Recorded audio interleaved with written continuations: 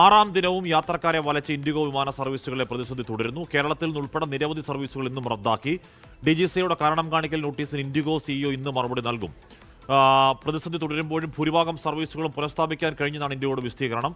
പ്രതിസന്ധിയിൽ രാഷ്ട്രീയ വാക്പോരും തുടരുകയാണ്. ബൽറാം നുരങ്ങാടി വിവരങ്ങളുമായി ചേർന്നു. ബൽറാം, 95% ഈ പറയുന്ന സർവീസുകൾ പുനഃസ്ഥാപിച്ചു, ആ പ്രതിസന്ധി ഏതാണ്ട് പരിഹരിച്ചു എന്നൊക്കെ ഇൻഡിഗോ പറയുമ്പോഴും വിമാനത്താവളങ്ങളിലെ കാഴ്ച ഇന്നും അതല്ല. ബൽറാം,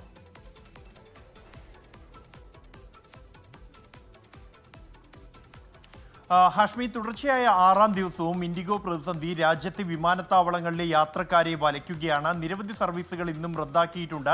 ഹൈദരാബാദ് വിമാനത്താവളത്തിൽ മാത്രം 115ഓളം സർവീസുകൾ റദ്ദാക്കിയിരിക്കുന്നു. സമാനമായി ഡൽഹി, ചെന്നൈ അടക്കമുള്ള വിമാനത്താവളങ്ങളിൽ സർവീസുകൾ റദ്ദാക്കിയിട്ടുണ്ട്.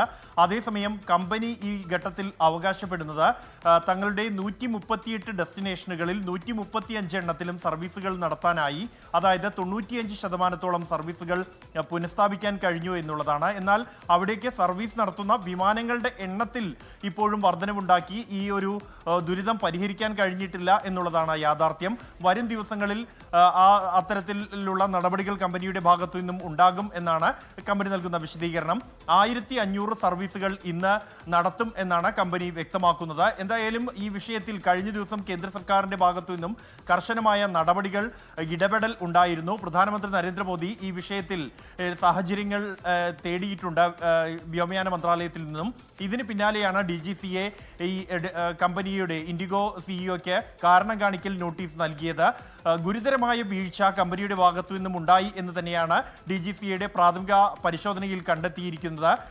ഈ ഡ്യൂട്ടി മാനദണ്ഡങ്ങൾ നടപ്പാക്കാൻ മതിയായ സമയപരിധി ലഭിച്ചിരുന്നു ഈ കമ്പനിക്ക്. നവംബറിൽ നടപ്പാക്കാനായിരുന്നു ആദ്യ നിർദ്ദേശം. അതിൽ നിന്നും ഇളവ് തേടി പിന്നീട് 1 മാസം പൂർത്തിയായി ശേഷമാണ് ഇപ്പോഴും ആ പ്രതിസന്ധി ഉണ്ടായിരിക്കുന്നത്. ജീവനക്കാരെ വർദ്ധിപ്പിക്കാനോ അല്ലെങ്കിൽ സർവീസുകളെ ബാധിക്കാത്ത രീതിയിൽ പുനഃക്രമീകരിക്കാനോ കമ്പനി തയ്യാറായിട്ടില്ല എന്നും യാത്രക്കാരെ ബന്ദികളാക്കിക്കൊണ്ട് ഇളവ് എടുക്കുകയായിരുന്നു എന്നുമുള്ള ഒരു വിലയിരുത്തലാണ് DGCAക്ക് ഈ വിഷയത്തിൽ ഉള്ളത്. അതുകൊണ്ട് തന്നെ കർശനമായ നടപടികൾ ഉൾപ്പെടെ ഉണ്ടായേക്കുമെന്നുള്ള സൂചനയാണ്. ഇന്ന് DGCAക്ക് ഈ കമ്പനി മറുപടി നൽകും. ഒപ്പം തന്നെ യാത്രക്കാരിൽ നിന്നും ഈടാക്കിയ പണം തിരികെ നൽകാനുള്ള സമയപരിധിയും ഇന്ന് അവസാനിക്കുകയാണ്. എന്തായാലും വിഷയത്തിൽ കൂടുതൽ പരിശോധനകൾ ഉണ്ടാകുമെന്നും വ്യക്തമായിരിക്കുകയാണ്. പാർലമെന്ററി സമിതി ഉൾപ്പെടെ ഇക്കാര്യങ്ങൾ, ഈ പ്രതിസന്ധി അടക്കമുള്ള വിഷയങ്ങൾ വരും ദിവസങ്ങളിൽ പരിശോധിക്കും.